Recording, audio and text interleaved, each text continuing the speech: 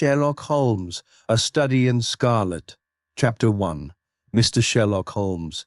In the year 1878, I took my degree of Doctor of Medicine of the University of London and proceeded to Netley to go through the course prescribed for surgeons in the army. Having completed my studies there, I was duly attached to the 5th Northumberland Fusiliers as assistant surgeon. The regiment was stationed in India at the time, and before I could join it, the Second Afghan War had broken out. On landing at Bombay, I learned that my corps had advanced through the passes and was already deep in the enemy's country. I followed, however, with many other officers who were in the same situation as myself and succeeded in reaching Kandahar in safety, where I found my regiment and at once entered upon my new duties. The campaign brought honors and promotion to many, but for me it had nothing but misfortune and disaster. I was removed from my brigade and attached to the Berkshires, with whom I served at the fatal Battle of Medwand. There I was struck on the shoulder by a jail bullet, which shattered the bone and grazed the subclavian artery. I should have fallen into the hands of the murderous Ghazis had it not been for the devotion and courage shown by Murray, my orderly, who threw me across a pack horse and succeeded in bringing me safely to the British lines. Worn with pain and weak from the prolonged hardships which I had undergone, I was removed with a great train of wounded sufferers to the base hospital at Peshawar. Harry rallied and had already improved so far as to be able to walk about the wards and even to bask a little upon the veranda when I was struck down by enteric fever, that curse of our Indian possessions. For months my life was despaired of, and when at last I came to myself and became convalescent, I was so weak and emaciated that a medical board determined that not a day should be lost in sending me back to England. I was dispatched accordingly in the troop ship Orontes, and landed a month later on Port's Jetty, with my health irretrievably ruined, but with permission from a paternal government to spend the next 9 months in attempting to improve it. I had neither kith nor kin in England, and was therefore as free as air, or as free as an income of 11 shillings and 6 pence a day will permit a man to be under such circumstances. I naturally gravitated to London, that great cesspool into which all the loungers and idlers of the empire are irresistibly drained.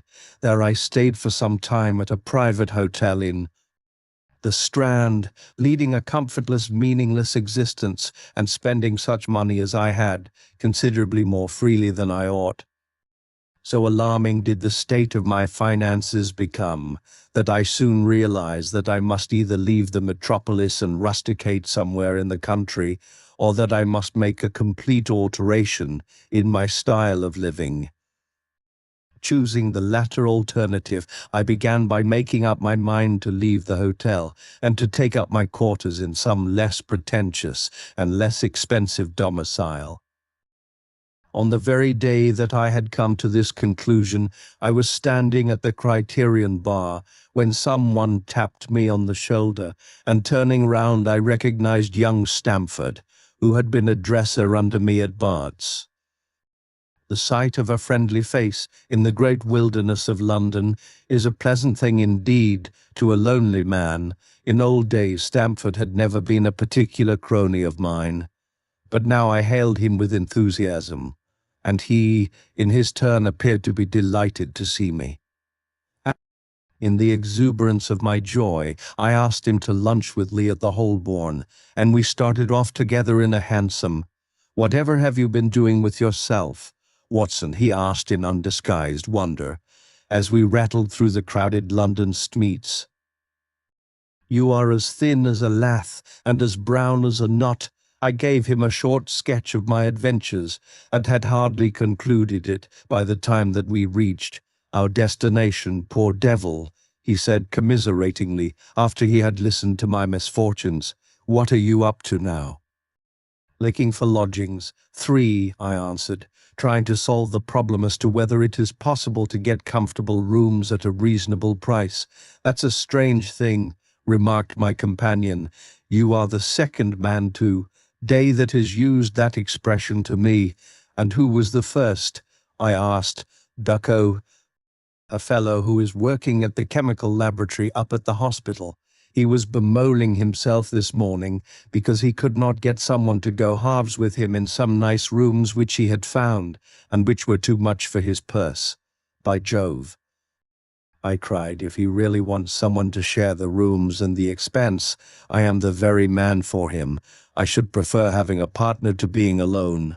Young Stamford looked rather strangely at me over his wine-glass. You don't know Sherlock Holmes yet, he said. Perhaps you would not care for him as a constant companion. Why, what is there against him? Oh, I didn't say there was anything against him. He is a little queer in his ideas, an enthusiast in some branches of science. As far as I know, he is a decent fellow enough. A medical student, I suppose. Said I. No, I have no idea what he intends to go in for. I believe he is well up in anatomy, and he is a first-class chemist, but as far as I know, he has never taken out any systematic medical classes. His studies are very desultory and eccentric, but he has amassed a lot of the way knowledge which would astonish his professors. Did you never ask him what he was going in for? I asked. No. Money. He is not a man that it is easy to draw out, though he can be communicative enough when the fancy seizes him.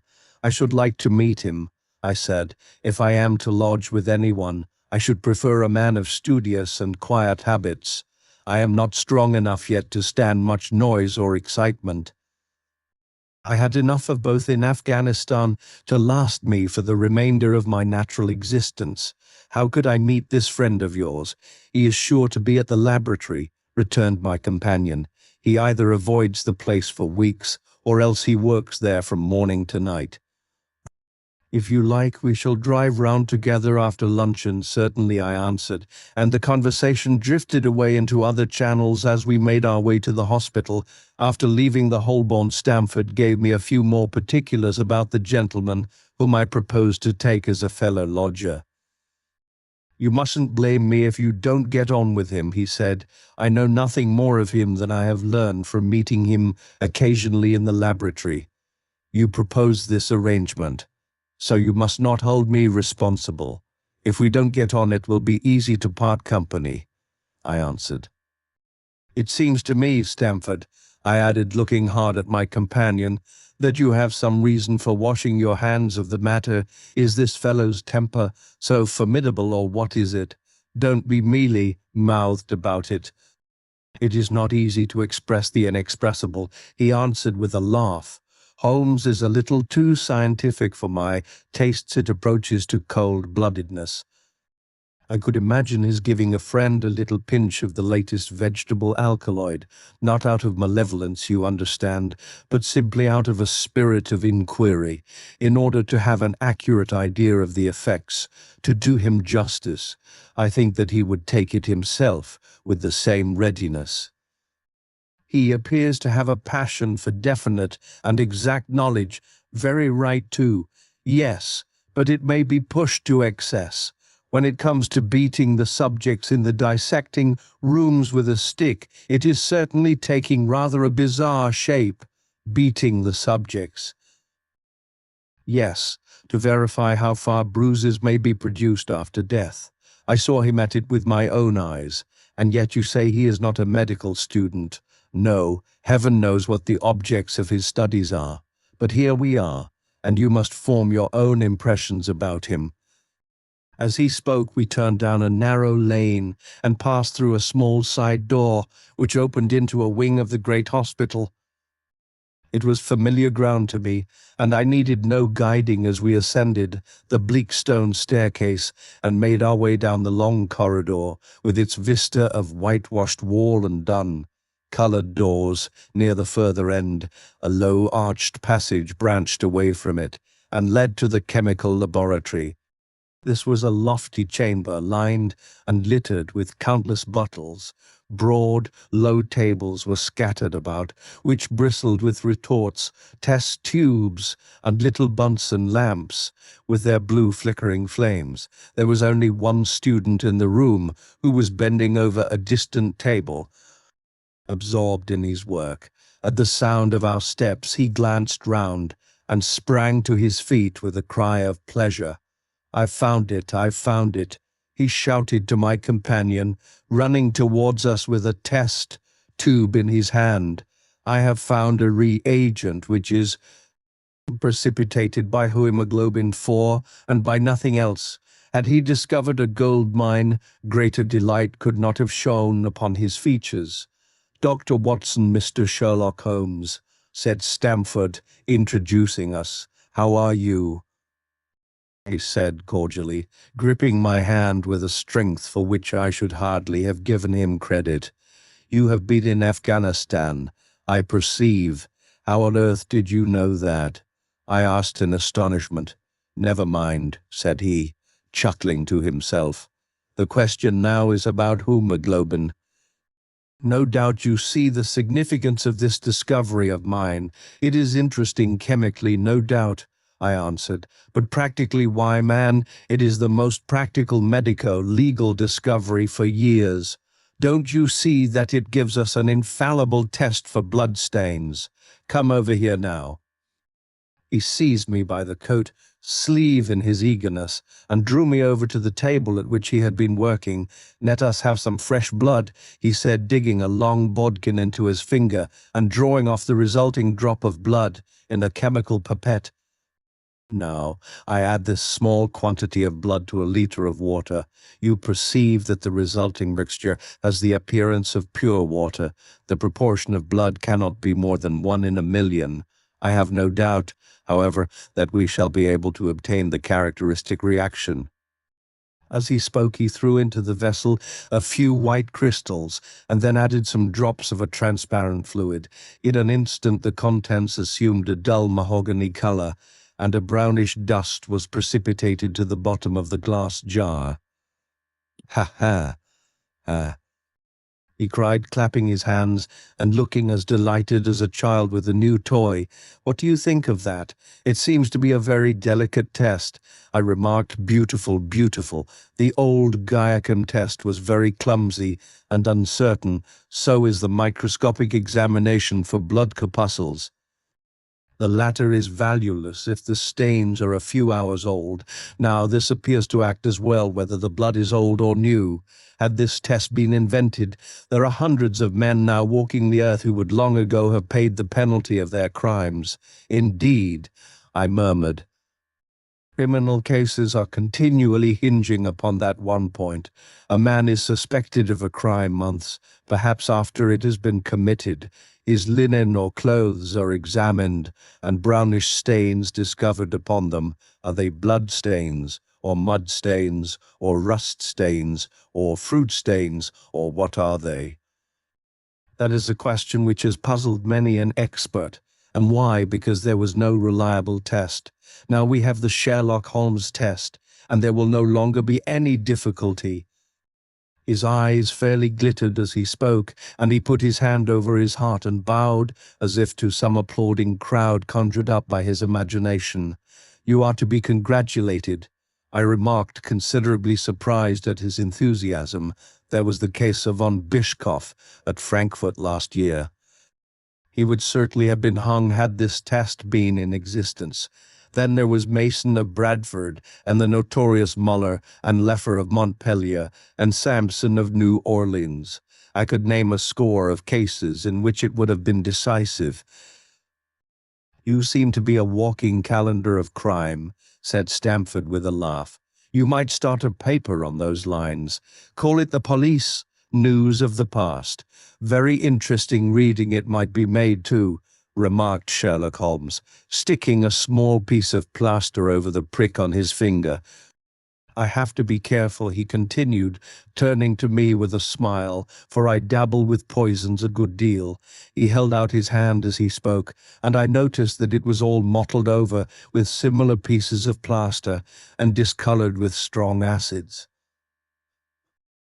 "We came here on business," said Stamford, sitting down on a high three-legged stool and pushing another one in my direction with his foot. "My friend here wants to take diggings, and as you were complaining that you could get no one to go halves with you, I thought that I had better bring you together." Sherlock Holmes seemed delighted at the idea of sharing his rooms with me. "I have my eye on a suite in Baker Street," he said, "which would suit us down to the ground. You don't mind the smell of strong tobacco?" "I hope. I always smoke ships myself," I answered. "That's good enough. I generally have chemicals about, and occasionally do experiments. Would that annoyed you?" "By no means. Let me see. What are my other shortcomings?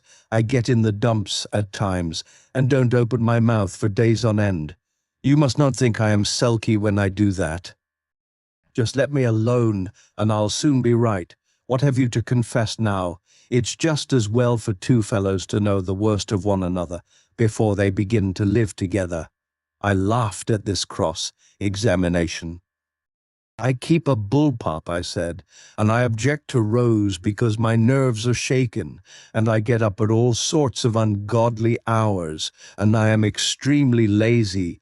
I have another set of vices when I'm well, but those are the principal ones at present."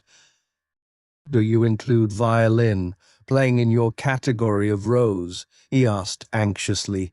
"It depends on the player," I answered. "A well-played violin is a treat for the gods, a badly played one." "Oh, that's all right," he cried with a merry laugh. "I think we may consider the thing as settled, that is, if the rooms are agreeable to you. When shall we see them?" "Call for me here at noon tomorrow, and we'll go together and settle everything," he answered. "All right, noon exactly," said I, shaking his hand. "All right, noon exactly," said I, shaking his hand. We left him working among his chemicals, and we walked together towards my hotel. "By the way," I asked suddenly, stopping and turning upon Stamford, "how the deuce did he know that I had come from Afghanistan?" My companion smiled, an enigmatical smile. "That's just his little peculiarity," he said. "A good many people have wanted to know how he finds things out." "Oh, a mystery, is it?" I cried, rubbing my hands. "This is very piquant. I am much obliged to you for bringing us together. The proper study of mankind is man, you know." "You must study him then," Stamford said as he bade me good bye. "You'll find him a knotty problem, though. I'll wager he learns more about you than you about him." "Good bye." "Bye," I answered and strolled on to my hotel, considerably interested in my new acquaintance. Chapter 2. The Science of Deduction.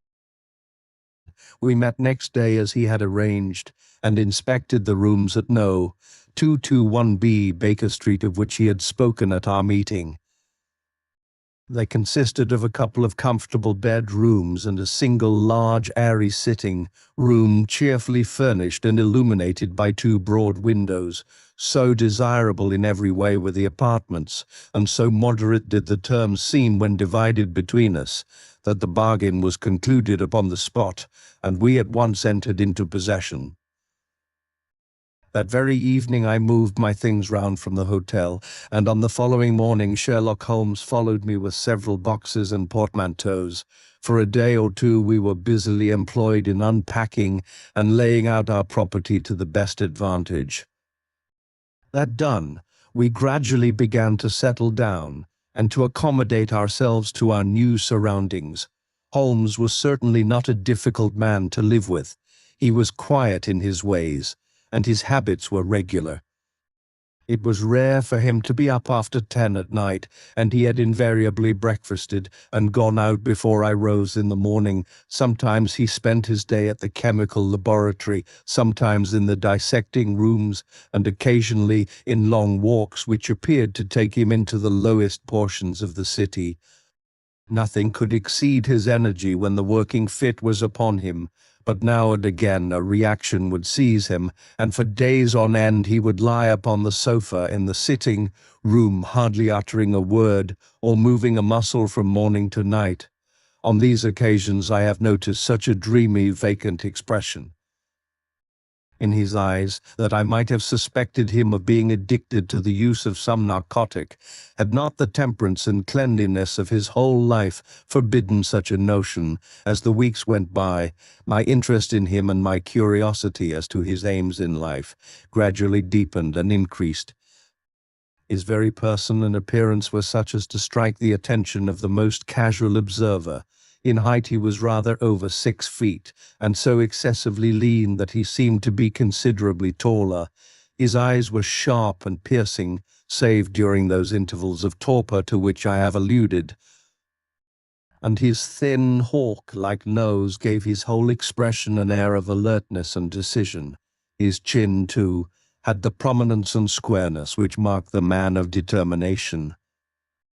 His hands were invariably blotted with ink and stained with chemicals, yet he was possessed of extraordinary delicacy of touch, as I frequently had occasion to observe when I watched him manipulating his fragile philosophical instruments. The reader may set me down as a hopeless busybody when I confess how much this man stimulated my curiosity, and how often I endeavored to break through the reticence which he showed on all that concerned himself. Before pronouncing judgment, however, be it remembered how objectless was my life, and how little there was to engage my attention. My health forbade me from venturing out unless the weather was exceptionally genial, and I had no friends who would call upon me and break the monotony of my daily existence. Under these circumstances, I eagerly hailed the little mystery which hung around my companion, and spent much of my time in endeavoring to unravel it. He was not studying medicine. He had himself, in reply to a question, confirmed Stamford's opinion upon that point. Neither did he appear to have pursued any course of reading which might fit him for a degree in science or any other recognized portal which would give him an entrance into the learned world, yet his zeal for certain studies was remarkable, and within eccentric limits his knowledge was so extraordinarily ample and minute that his observations have fairly astounded me. Surely no man would work so hard or attain such precise information unless he had some definite end in view. Desultory readers are seldom remarkable for the exactness of their learning. No man burdens his mind with small matters unless he has some very good reason for doing so. His ignorance was as remarkable as his knowledge. Of contemporary literature, philosophy, and politics he appeared to know next to nothing. Upon my quoting Thomas Carlyle, he inquired in the naivest way who he might be and what he had done. My surprise reached a climax, however, when I found incidentally that he was ignorant of the Copernican theory and of the composition of the solar system, that any civilized human being in this 19th century should not be aware that the earth traveled round the sun appeared to be to me such an extraordinary fact that I could hardly realize it. "You appear to be astonished," he said, smiling at my expression of surprise. "Now that I do know it, I shall do my best to forget it, to forget it, to forget it."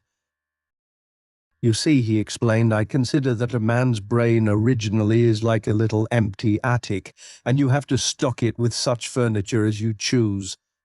A fool takes in all the lumber of every sort that he comes across, so that the knowledge which might be useful to him gets crowded out, or at best is jumbled up with a lot of other things, so that he has a difficulty in laying his hands upon it. Now the skillful workman is very careful indeed as to what he takes into his brain attic. He will have nothing but the tools which may help him in doing his work, but of these he has a large assortment, and all in the most perfect order. It is a mistake to think that that little room has elastic walls and can distend to any extent.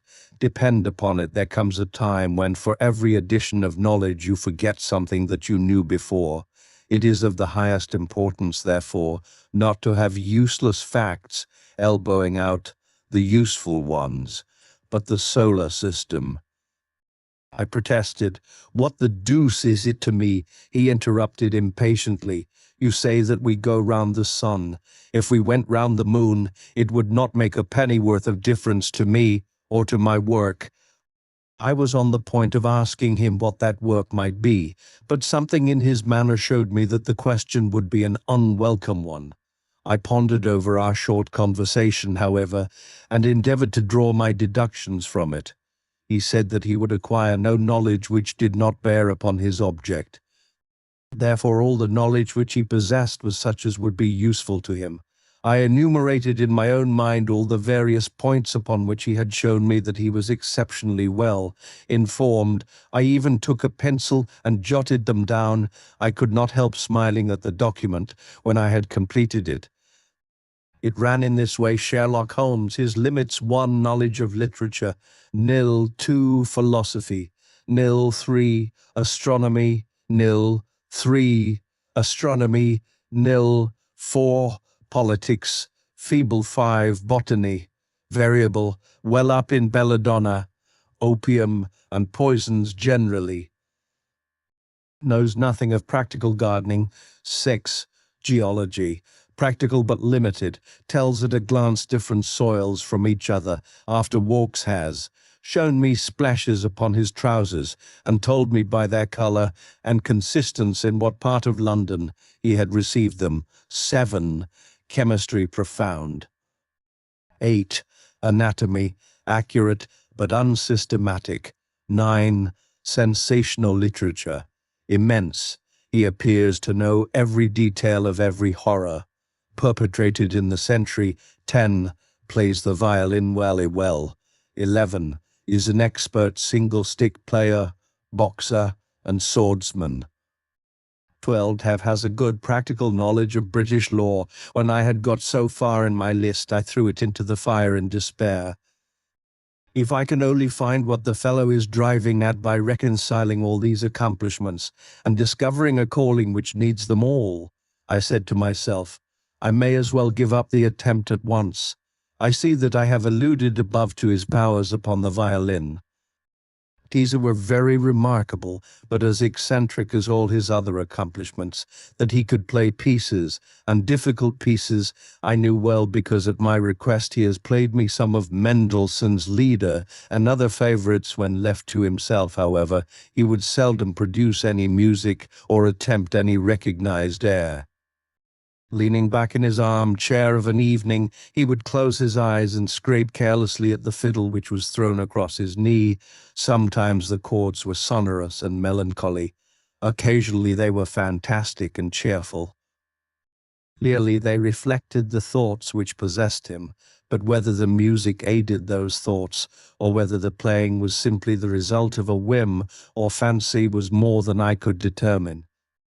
I might have rebelled against these exasperating solos had it not been that he usually terminated them by playing in quick succession a whole series of my favourite airs as a slight compensation for the trial upon my patience. During the first week or so we had no callers, and I had begun to think that my companion was as friendless a man as I was myself. Presently, however, I found that he had many acquaintances, and those in the most different classes of society. There was one little sallow rat-faced, dark-eyed fellow who was introduced to me as Mr. Lestrade, and who came 3 or 4 times in a single week. One morning a young girl called, fashionably dressed, and stayed for half an hour or more. The same afternoon brought a grey-headed, seedy visitor, looking like a Jew peddler, who appeared to me to be much excited, and who was closely followed by a slipshod elderly woman. On another occasion an old, white-haired gentleman had an interview with my companion, Mackinnon, and on another a railway porter in his velveteen uniform.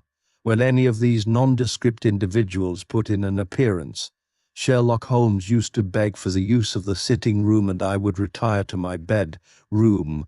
He always apologized to me for putting me to this inconvenience. I have to use this room as a place of business, he said, and these people are my clients again. I had an opportunity of asking him a point-blank question, and again my delicacy prevented me from forcing another man to confide in me. I imagined at the time that he had some strong reason for not alluding to it, but he soon dispelled the idea by coming round to the subject of his own accord. It was upon the 4th of March, as I have good reason to remember, that I rose somewhat earlier than usual and found that Sherlock Holmes had not yet finished his breakfast. The landlady had become so accustomed to my late habits that my place had not been laid nor my coffee prepared. With the unreasonable petulance of mankind, I rang the bell and gave a curt intimation that I was ready. Then I picked up a magazine from the table and attempted to while away the time with it, while my companion munched silently at his toast. One of the articles had a pencil mark at the heading, and I naturally began to run my eye through it. Its somewhat ambitious title was The Book of Life, and it attempted to show how much an observant man might learn by an accurate and systematic examination of all that came in his way. It struck me as being a remarkable mixture of shrewdness and of absurdity. The reasoning was close and intense, but the deductions appeared to me to be far-fetched and exaggerated. The writer claimed by a momentary expression, a twitch of a muscle, or a glance of an eye, to fathom a man's inmost thoughts. Deceit, according to him, was an impossibility in the case of one trained to observation and analysis. His conclusions were as infallible as so many propositions of Euclid. So startling would his results appear to the uninitiated that until they learned the processes by which he had arrived at them, they might well consider him as a necromancer. From a drop of water, said the writer, a logician could infer the possibility of an Atlantic or a Niagara without having seen or heard of one or the other. So all life is a great chain, the nature of which is known whenever we are shown a single link of it. Like all other arts, the science of deduction and analysis is one which can only be acquired by long and patient study, nor is life long enough to allow any mortal to attain the highest possible perfection in it. Before turning to those moral and mental aspects of the matter which present the greatest difficulties, let the inquirer begin by mastering more elementary problems. Let him, on meeting a fellow mortal, learn at a glance to distinguish the history of the man and the trade or profession to which he belongs. Puerile as such an exercise may seem, it sharpens the faculties of observation and teaches one where to look and what to look for. By a man's fingernails, by his coat sleeve, by his boot, by his trouser knees, by the callosities of his forefinger and thumb, by his expression, by his shirt cuffs, by each of these things a man's calling is plainly revealed. That all united should fail to enlighten the competent inquirer in any case is almost inconceivable. What ineffable twaddle, I cried, slapping the magazine down on the table. I never read such rubbish in my life. What is it? Asked Sherlock Holmes. Why, this article, I said, pointing at it with my egg spoon as I sat down to my breakfast. I see that you have read it since you have marked it. I don't deny that it is smartly written. It irritates me, though. It is evidently the theory of some arm Chair-Langer who evolves all these neat little paradoxes in the seclusion of his own study. It is not practical. I should like to see him clapped down in a third-class carriage on the Underground, and asked to give the trades of all his fellow travellers. I would lay 1,000 to 1 against him. I was still annoyed at his bumptious style of conversation. I thought it best to change the topic. I wonder what that fellow is looking for, I asked, pointing to a stalwart, plainly dressed individual who was walking slowly down the other side of the street, looking anxiously at the numbers. He had a large blue envelope in his hand, and was evidently the bearer of a message. "You mean the retired sergeant of Marines," said Sherlock Holmes. "Brag and bounce," thought I to myself. He knows that I cannot verify his guess. The thought had hardly passed through my mind when the man whom we were watching caught sight of the number on our door and ran rapidly across the roadway. We heard a loud knock, A deep voice below and heavy steps ascending the stair. "For Mr.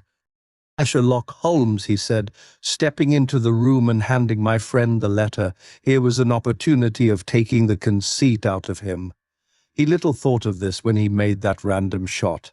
"May I ask, my lad," I said in the blandest voice, "what your trade may be?" "A missionaire, sir," he said, gruffly, "uniform away for repairs, and you were—" I asked, with a slightly malicious glance at my companion. "A sergeant, sir, Royal Marine Light Infantry, sir." No answer. "Right, sir." He clicked his heels together, raised his hand in a salute, and was gone. "You would lose your money," Sherlock Holmes remarked calmly. "As for the article, I wrote it myself." Yes. I have a turn both for observation and for deduction. The theories which I have expressed there, and which appear to you to be so chimerical, are really extremely practical, so practical that I depend upon them for my bread and cheese. And how? I asked involuntarily. Well, I have a trade of my own. I suppose I am the only one in the world. I'm a consulting detective, if you can understand what that is. Here in London, we have lots of government detectives and lots of private ones. When these fellows are at fault, they come to me, and I manage to put them on the right scent. They lay all the evidence before me, and I am generally able, by the help of my knowledge of the history of crime, to set them straight. There is a strong family resemblance about misdeeds, and if you have all the details of 1,000 at your finger ends, it is odd if you can't unravel the 1,001st. Lestrade is a well-known detective. He got himself into a fog recently over a forgery case, and that was what brought him here, and these other people. They are mostly sent on by private inquiry agencies. They are all people who are in trouble about something and want a little enlightening. I listen to their story, they listen to my comments, and then I at my fee.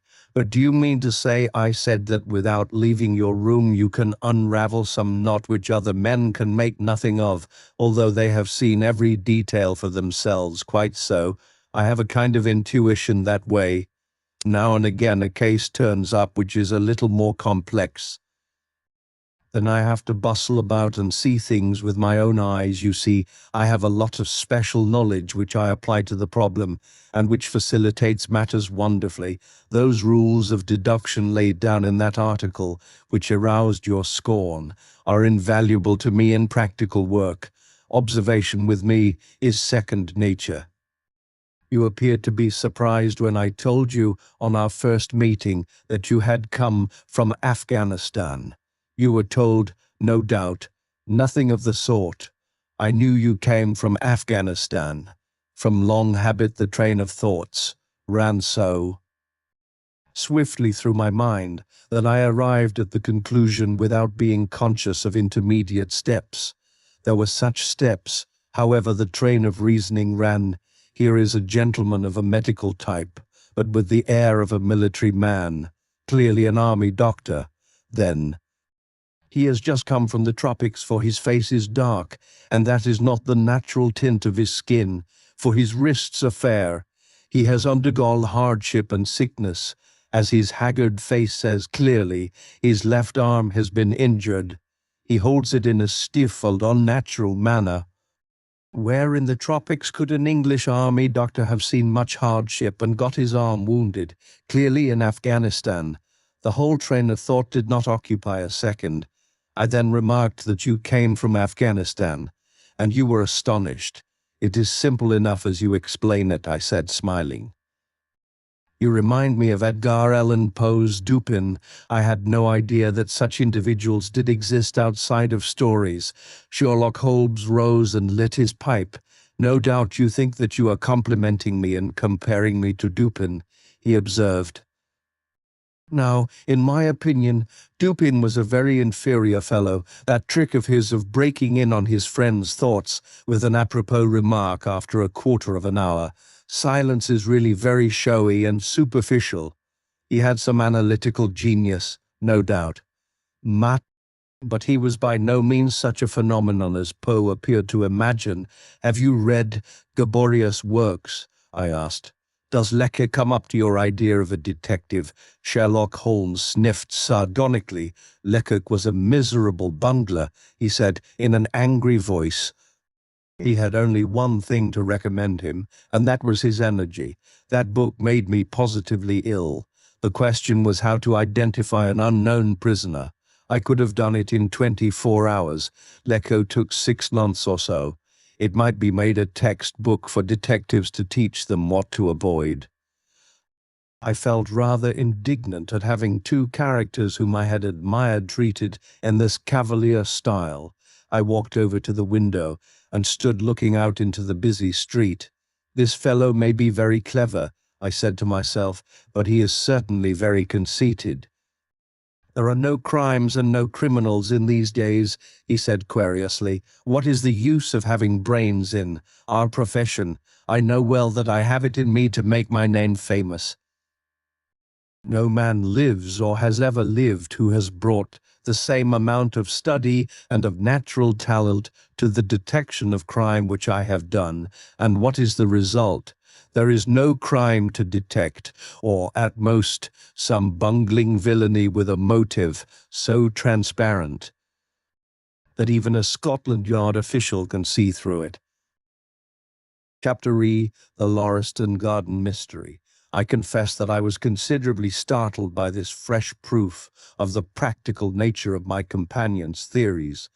My respect for his powers of analysis increased wondrously.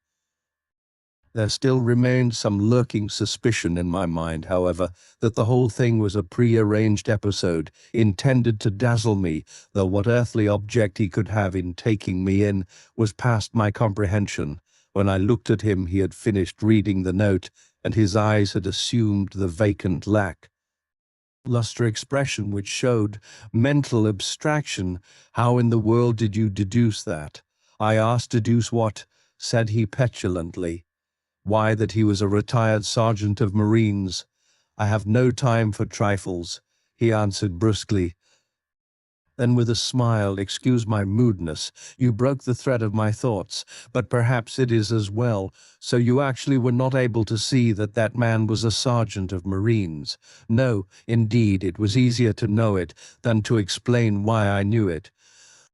If you were asked to prove that 2 and 2 made 4, you might find some difficulty, and yet you are quite sure of the fact. Even across the street, I could see a great blue anchor tattooed on the back of the fellow's hand. That smacked of the sea. He had a military carriage, however, and regulation side whiskers. There we have the Marine. He was a man with some amount of self-importance and a certain air of command. You must have observed the way in which he held his head and swung his cane. A steady, respectable, middle-aged man, too, on the face of him, all facts which led me to believe that he had been a sergeant. "Wonderful," I ejaculated. "Commonplace," said Holmes, though I thought from his expression that he was pleased at my evident surprise and admiration. "I said just now that there were no criminals. It appears that I am wrong. Look at this." He threw me over the note which the commissionaire had brought. "Why," I cried, as I cast my eye over it, "this is terrible. It does seem to be a little out of the common." He remarked calmly, "Would you mind reading it to me aloud? This is the letter which I read to him. My dear Mr. Sherlock Holmes, there has been a bad business during the night at 3 Lauriston Gardens off the Brixton Road. Or man on the beat saw light there about 2 in the morning, and as the house was an empty one, suspected that something was amiss. He found the door open, and in the front room, which is bare of furniture, discovered the body of a gentleman well dressed, and having cards in his pocket bearing the name of Enoch J. Drebber, Cleveland, Ohio, USA. There had been no robbery, nor is there any evidence as to how the man met his death. There are marks of blood in the room, but there is no wound upon his person. We are at a loss as to how he came into the empty house.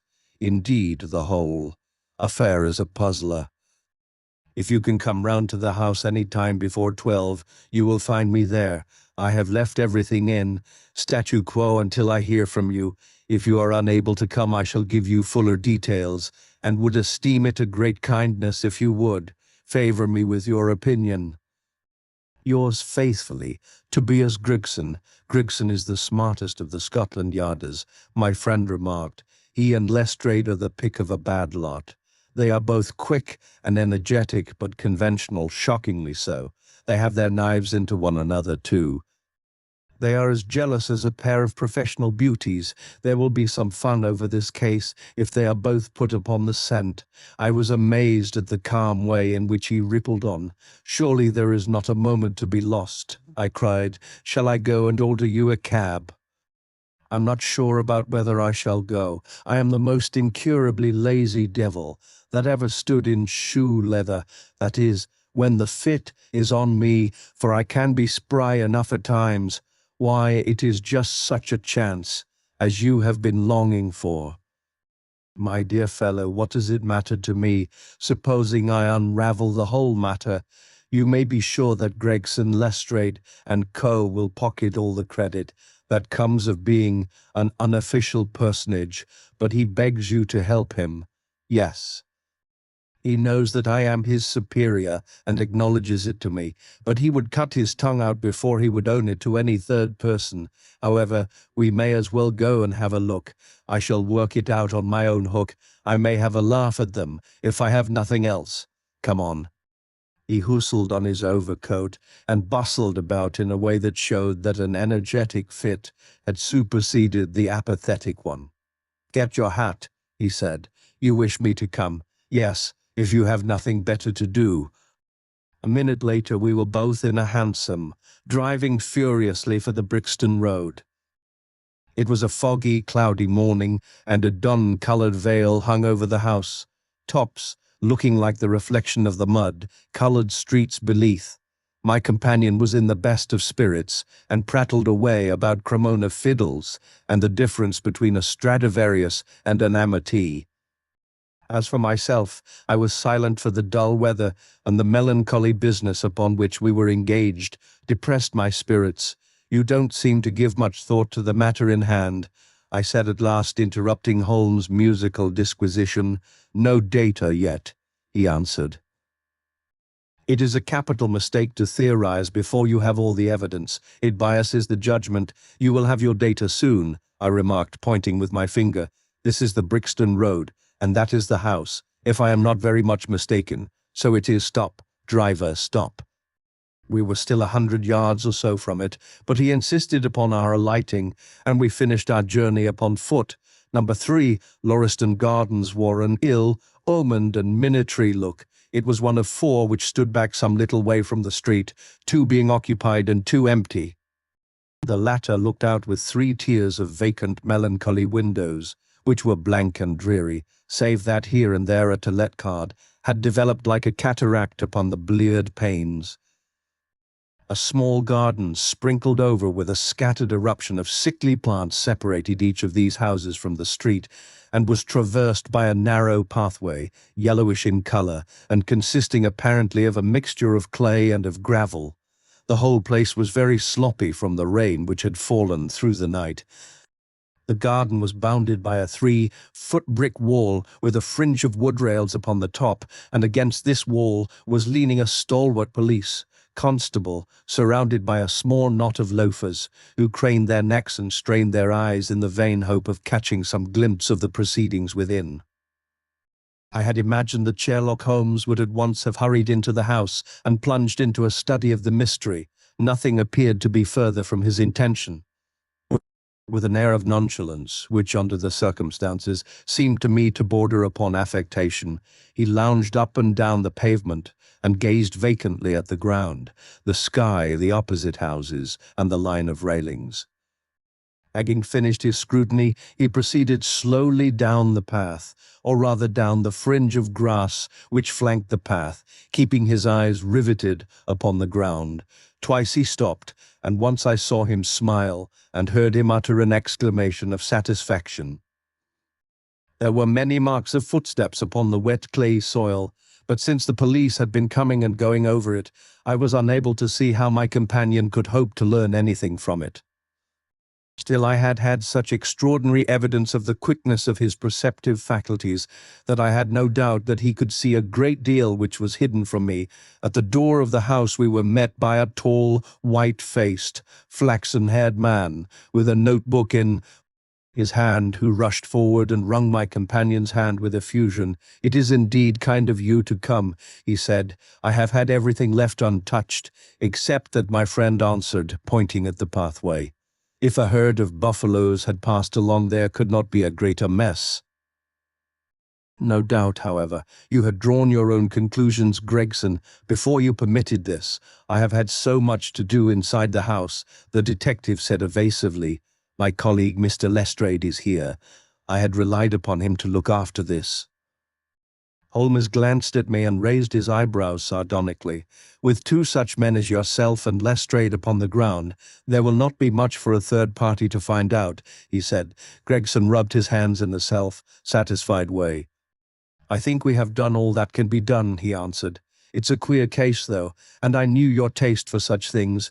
You did not come here in a cab?" asked Sherlock Holmes. "No, sir, nor Lestrade." "No, sir, then let us go and look at the room." With which inconsequent remark he strode on into the house, followed by Gregson, whose features expressed his astonishment. A short passage, bare-planked and dusty, led to the kitchen and offices. Two doors opened out of it to the left and to the right. One of these had obviously been closed for many weeks. The other belonged to the dining room, which was the apartment in which the mysterious affair had occurred. Holmes walked in, and I followed him with that subdued feeling at my heart which the presence of death inspires. It was a large square room, looking all the larger from the absence of all furniture. A vulgar flaring paper adorned the walls, but it was blotched in places with mildew, and here and there great strips had become detached and hung down, exposing the yellow plaster beneath. Opposite the door was a showy fireplace, surmounted by a mantelpiece of imitation white marble. On one corner of this was stuck the stump of a red wax candle. The solitary window was so dirty that the light was hazy and uncertain, giving a dull grey tinge to everything, which was intensified by the thick layer of dust which coated the whole apartment. All these details I observed afterwards. At present my attention was centered upon the single grim motionless figure which lay stretched upon the boards, with vacant sightless eyes, staring up at the discolored ceiling. It was that of a man about 43 or 44 years of age, middle-sized, broad-shouldered, with crisp curling black hair and a short stubbly beard. He was dressed in a heavy broadcloth frock coat and waistcoat, with light-colored trousers and immaculate collar and cuffs. A top hat, well brushed and trim, was placed upon the floor beside him. His hands were clenched and his arms thrown abroad, while his lower limbs were interlocked as though his death struggle had been a grievous one. On his rigid face there stood an expression of horror, and as it seemed to me, of hatred such as I have never seen upon human features. This malignant and terrible contortion, combined with the low forehead, blunt nose, and prognathous jaw, gave the dead man a singularly simious and ape-like appearance, which was increased by his writhing, unnatural posture. I have seen death in many forms, but never has it appeared to me in a more fearsome aspect than in that dark, grimy apartment, which looked out upon one of the main arteries of suburban London. Lestrade, lean and ferret-like as ever, was standing by the doorway and greeted my companion and myself. "This case will make a stir, sir," he remarked. "It beats anything I have seen, and I am no chicken." "There is no clue," said Gregson. "None at all," chimed in Lestrade.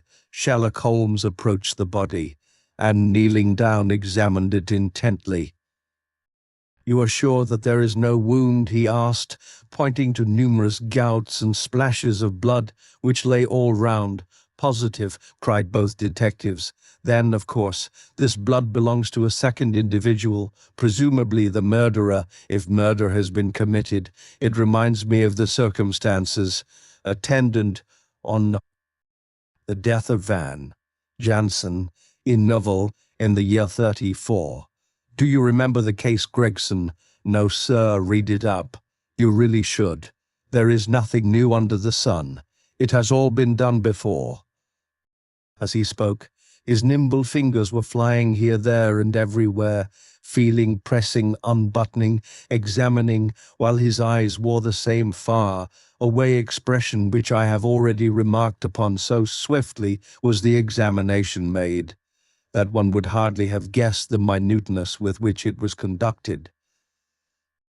Violently, he sniffed the dead man's lips, and then glanced at the soles of his patent leather boots. He has not been moved at all, he asked, no more than was necessary for the purposes of our examination. You could take him to the mortuary now, he said. There is nothing more to be learned. Gregson had a stretcher and 4 men at hand. At his call they entered the room, and the stranger was lifted and carried out. As they raised him, a ring tinkled down and rolled across the floor. Lestrade grabbed it up and stared at it with mystified eyes. "There's been a woman here," he cried. "It's a woman's wedding ring." He held it out as he spoke, upon the palm of his hand. We all gathered round him and gazed at it. There could be no doubt that that circlet of plain gold had once adorned the finger of a bride. "This complicates matters," said Gregson. "Heaven knows they were complicated enough before. You're sure it doesn't simplify them?" observed Holmes. "There's nothing to be learned by staring at it. What did you find in his pockets?" "We have it all here," said Gregson, pointing to a litter of objects upon one of the bottom steps of the stairs. "A gold watch, no 97,163 by borrowed, of London gold, Albert chain, very heavy and solid, gold ring with Masonic device, gold pin, bulldog's head with rubies as eyes, Russian leather card, case with cards of Enoch J. Drebber of Cleveland, corresponding with the E, a J, upon the linen, no purse but loose money to the extent of £7.13, no de Beau. Pocket edition of Boccaccio's Decameron, with name of Joseph Stangerson upon the fly leaf, 2 letters, one addressed to E. J. Drebber and one to Joseph Stangerson. At what address? American Exchange, Strand, to be left till called, for they are both from the Guion Steamship Company, and refer to the sailing of their boats from Liverpool. It is clear that this unfortunate man was about to return to New York. Me. Have you made any inquiries as to this man, Stangerson? I did it at once, sir, said Gregson. I have had advertisements sent to all the newspapers, and one of my men has gone to the American Exchange, but he has not returned yet. Have you sent to Cleveland? He telegraphed this morning. How did you word your inquiries? We simply detailed the circumstances and said that we should be glad of any information which could help us. You did not ask for particulars on any point which appeared to you to be crucial. I asked about Stangerson, nothing else. Is there no circumstance on which this whole case appears to hinge? Will you not telegraph again? I have said all I have to say, said Gregson, in an offended voice. Sherlock Holmes chuckled to himself and appeared to be about to make some remark when Lestrade, who had been in the front room while we were holding this conversation in the hall, reappeared upon the scene, rubbing his hands in a pompous and self-satisfied manner. "Mr.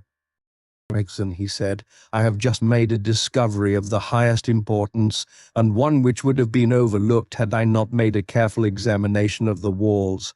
The little man's eyes sparkled as he spoke, and he was evidently in a state of suppressed exultation at having scored a point against his colleague.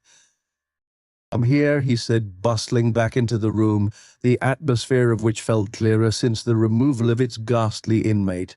"Now stand there." He struck a match on his boot and held it up against the wall. "Look at that. he said triumphantly. I have remarked that the paper had fallen away in parts. In this particular corner of the room, a large piece had peeled off, leaving a yellow square of coarse plastering. Across this bare space there was scrawled in blood, red letters, a single word, Rach. What do you think of that?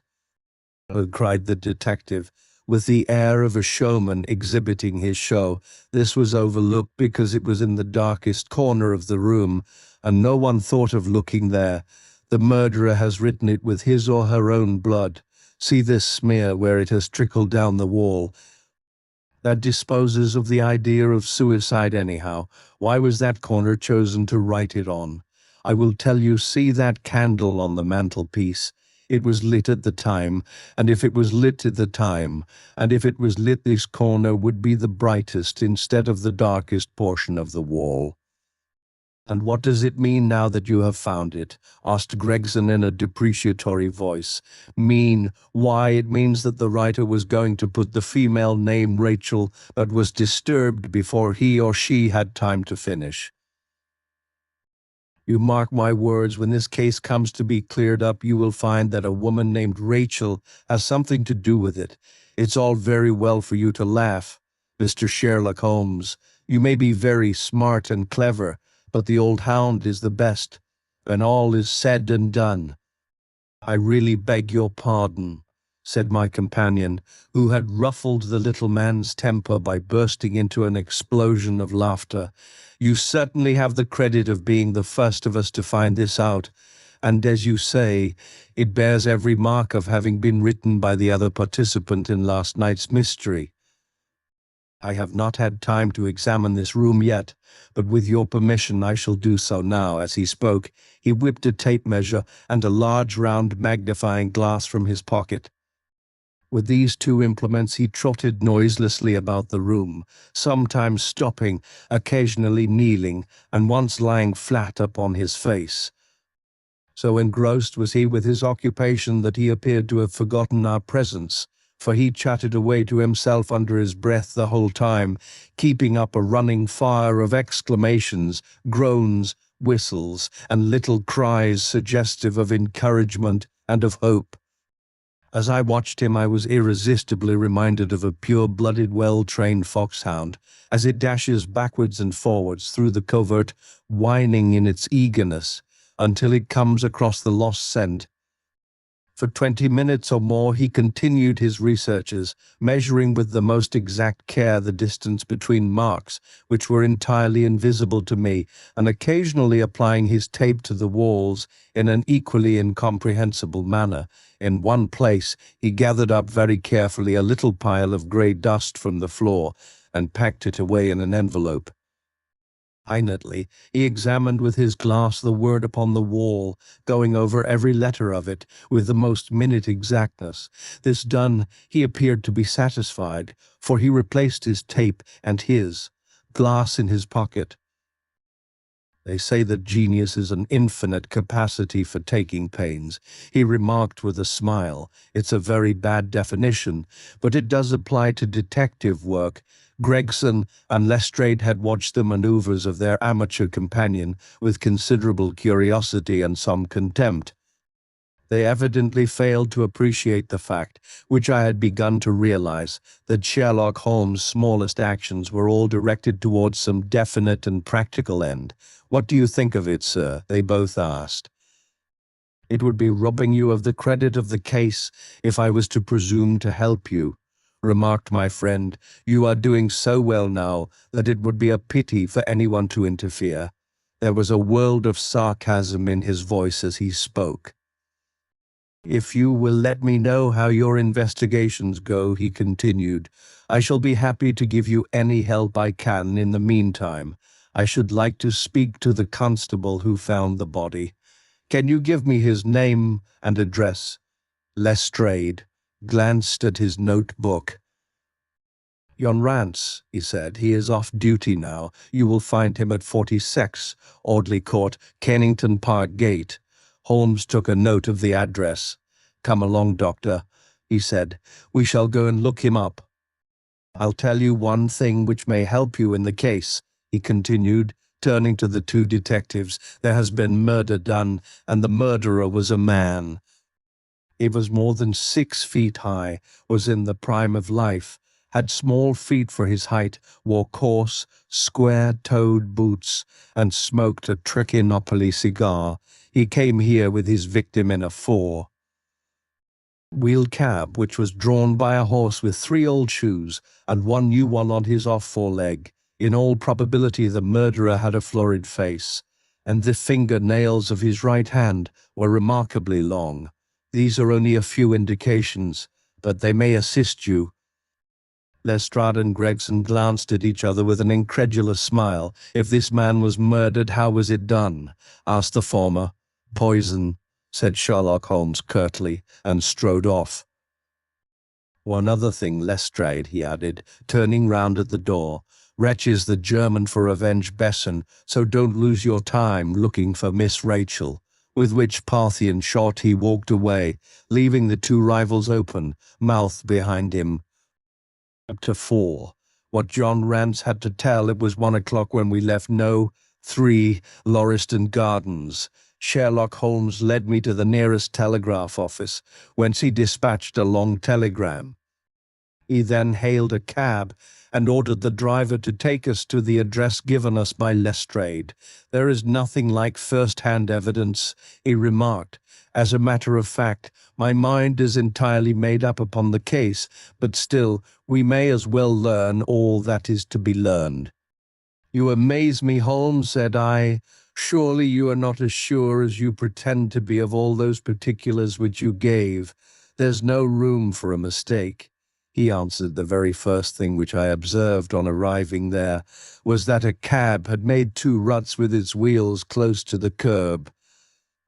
Now, up to last night, we have had no rain for a week, so that those wheels which left such a deep impression must have been there during the night. There were the marks of the horse's hoofs, too, the outline of one of which was far more clearly cut than that of the other 3, showing that that was a new shoe. Since the cab was there after the rain began, and was not there at any time during the morning, I have Grigson's word for that. It follows that it must have been there during the night, and therefore that it brought those 2 individuals to the house." "That seems simple enough," said I. But how about the other man's height? Why, the height of a man in 9 cases out of 10 can be told from the length of his stride. It is a simple calculation enough, though there is no use my boring you with figures. I had this fellow's stride, both on the clay outside and on the dust within. Then I had a way of checking my calculation. When a man writes on a wall, his instinct leads him to write about the level of his own eyes. Now that writing was just over 6 feet from the ground. It was child's play. "And his age?" I asked. "Well, if a man can stride 4.5 feet without the smallest effort, he can't be quite in the sere and yellow." That was the breadth of a puddle on the garden walk which he had evidently walked across patent. Leather boots had gone round and square toes had hopped over. There is no mystery about it at all. I am simply applying to ordinary life a few of those precepts of observation and deduction which I advocated in that article. Is there anything else that puzzles you?" "The fingernails and the trichinopoly," I suggested. "The writing on the wall was done with a man's forefinger dipped in blood. My glass allowed me to observe that the plaster was slightly scratched in doing it, which would not have been the case if the man's nail had been trimmed." I gathered up some scattered ash from the floor. It was dark in color and flaky, such an ash as is only made by a trichinopoly. I have made a special study of cigar ashes. In fact, I have written a monograph upon the subject. I flatter myself that I can distinguish at a glance the ash of any known brand, either of cigar or of tobacco. It is just in such details that the skilled detective differs from the Gregson and Lestrade type. "And the florid face?" I asked. "Ah, that was a more daring shot, though I have no doubt that I was right. You must not ask me that at the present state of the affair. I passed my hand over my brow. My head is in a whirl, I remarked. The more one thinks of it, the more mysterious it grows. How came these two men, if there were two men, into an empty house? What has become of the cabman who drove them? How could one man compel another to take poison? Where did the blood come from? What was the object of the murderer, since robbery had no part in it? How came the woman's ring there? Above all, why should the second man write up the German word "rach" before decamping? I confess that I cannot see any possible way of reconciling all these facts. My companion smiled approvingly. You sum up the difficulties of the situation succinctly and well, he said. There is much that is still obscure, though I have quite made up my mind on the main facts. As to poor Lestrade's discovery, it was simply a blind, intended to put the police upon a wrong track by suggesting socialism and secret societies. It was not done by a German. The A, if you noticed, was printed somewhat after the German fashion. Now, a real German invariably prints in the Latin character, so that we may safely say that this was not written by one, but by a clumsy imitator who overdid his part. It was simply a ruse to divert inquiry into a wrong channel. I'm not going to tell you much more of the case, Doctor. You know a conjurer gets no credit when once he has explained his trick, and if I show you too much of my method of working, you will come to the conclusion that I am a very ordinary individual after all. I shall never do that, I answered. You have brought detection as near an exact science as it ever will be brought in this world. My companion flushed up with pleasure at my words and the earnest way in which I uttered them. I had already observed that he was as sensitive to flattery on the score of his art as any girl could be of her beauty. I'll tell you one other thing, he said. Patent leathers and square toes came in the same cab, and they walked down the pathway together as friendly as possible, arm in all probability. When they got inside, they walked up and down the room, or rather, patent leathers stood still while square toes walked up and down. I could read all that in the dust, and I could read that as he walked. He grew more and more excited. That is shown by the increased length of his strides. He was talking all the while, and working himself up, no doubt, into a fury. Then the tragedy occurred. I've told you all I know myself now, for the rest is mere surmise and conjecture. We have a good working basis, however, on which to start. We must hurry up, for I want to go to Halle, us concert, to hear Norman Neruda this afternoon. This conversation had occurred while our cab had been threading its way through a long succession of dingy streets and dreary byways. In the dingiest and dreariest of them, our driver suddenly came to a stand. "That's Audley Court in there," he said, pointing to a narrow slit in the line of dead-colored brick. "You'll find me here when you come back." Audley Court was not an attractive locality. The narrow passage led us into a quadrangle, paved with flags and lined by sordid dwellings. We picked our way among groups of dirty children and through lines of discolored linen until we came to number 46, the door of which was decorated with a small slip of brass on which the name Rance was engraved.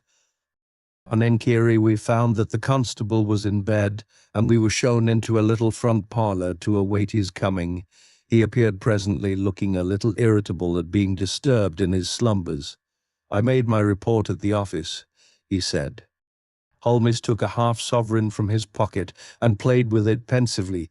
"We thought that we should like to hear it all from your own lips," he said. "I shall be most happy to tell you anything I can."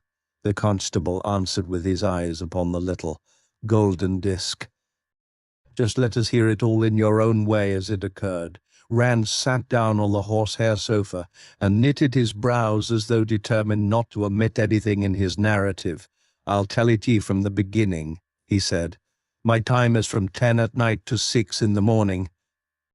At 11 there was a fight at the White Hart, but bar that all was quiet enough on the beat. At 1 o'clock it began to rain, and I met Harry Murcher, him who has the Holland Grove beat, and we stood together at the corner of Henrietta Street, a-talkin' presently, maybe about 2 or a little after.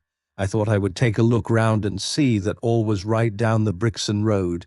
It was precious dirty and lonely. Not a soul did I meet all the way down, though a cab or two went past me. I was a-strolling down, thinking between ourselves how uncommon handy a 4 of gin hot would be, when suddenly the glint of a light caught my eye in the window of that same house. Now I knew that them 2 houses in Lauriston Gardens was empty on account of him that owns them, who won't have the drains seed too, though the very last tenant what lived in one of them died of typhoid fever. I was knocked all in a heap therefore at seeing a light in the window, and I suspected as something was wrong. When I got to the door you stopped, and then walked back to the garden gate. My companion interrupted. "What did you do that for?" Rance gave a violent jump and stared at Sherlock Holmes with the utmost amazement upon his features.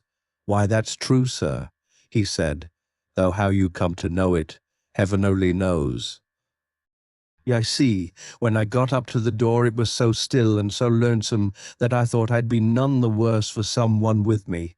I ain't afeard of anything on this side, or the grave. But I thought that maybe it was him that died of the typhoid inspecting the drains what killed him. The thought gave me a kind of turn, and I walked back to the gate to see if I could see Murcher's lantern, but there wasn't no sign of him, nor of anyone else. There was no one in the street, not a living soul, sir, nor as much as a dog. Then I pulled myself together and went back and pushed the door open. All was quiet inside, so I went into the room where the light was a-burning. There was a candle flickering on the mantelpiece, a red wax one, and by its light I saw, yes, I know all that you saw. You walked round the room several times, and you knelt down by the body, and then you walked through and tried the kitchen door, and then John Rance sprang to his feet with a frightened face and suspicion in his eyes. "Where was you hid to see all that?" he cried. "It seems to me that you knows a deal more than you should." Holmes laughed and threw his card across the table to the constable. "Don't get arresting me for the murder," he said. "I am one of the hounds and not the wolf. Mr. Gregson or Mr. Lestrade will answer for that. Go on, though. What did you do next?" Rance resumed his seat, without, however, losing his mystified expression. "I went back to the gate and sounded my whistle that brought Murcher and 2 more to the spot. Was the street empty then? Well, it was, as far as anybody that could be of any good goes." "What do you mean, the constables?" Features broadened into a grin. "I've seen many a drunk chap in my time," he said, "but never anyone so crying drunk as that cove. He was at the gate when I came out a-leaning up agin the railings and a-singing at the pitch o' his lungs about Columbine's new fangled banner, or some such stuff. He couldn't stand far less help." "What sort of a man was he?" asked Sherlock Holmes. John Rance appeared to be somewhat irritated at this digression. "He was an uncommon drunk sort o' man," he said. "He'd had found hisself in the station if we hadn't been so took up. His face, his dress, didn't you notice them?" Holmes broke in impatiently. "I should think I did notice them, seeing that I had to prop him up, me and Murcher between us. He was a long chap with a red face, the lower part muffled round." "That will do," cried Holmes. "What became of him?" "We'd enough to do without looking after him," the policeman said in an aggrieved voice. "I'll wager he found his way home all right. How was he dressed? A brown overcoat? Had he a whip in his hand?" "A whip? No, he must have left it behind," muttered my companion. "You didn't happen to see or hear a cab after that?" "No, there's a half-sovereign for you," my companion said, standing up and taking his hat. "I am afraid, Rance, that you will never rise in the force. That head of yours should be for use as well as ornament. You might have gained your Zergan's stripes last night. The man whom you held in your hands is the man who holds the clue of this mystery and whom we are seeking. There is no use of arguing about it now. I tell you that it is so. Come along, Doctor. We started off with a cab together, leaving our informant. Incredulous but obviously uncomfortable. The blundering fool, Holmes said, bitterly, as we drove back to our lodgings. Just to think of his having such an incomparable bit of good luck and not taking advantage of it. I am rather in the dark still. It is true that the description of this man tallies with your idea of the second party in this mystery, but why should he come back to the house after leaving it? That is not the way of criminals. The ring, man. The ring, that was what he came back for. If we have no other way of catching him, we can always bait our line with the ring. I shall have him, Doctor. I'll lay you 2-to-1 that I have him. I must thank you for it all. I might not have gone but for you, and so have missed the finest study I ever came across. A study in Scarlet, eh? Why shouldn't we use a little art jargon? There's the scarlet thread of murder running through the colorless skein of life, and our duty is to unravel it and isolate it and expose every inch of it. And now for lunch, and then for Norman Neruda. Her attack and her bowing are splendid. What's that little thing of Chopin's she plays so magnificently? Tra-la-la, lira, lay. Leaning back in the cab, this amateur bloodhound caroled away like a lark, while I meditated upon the many-sidedness of the human mind.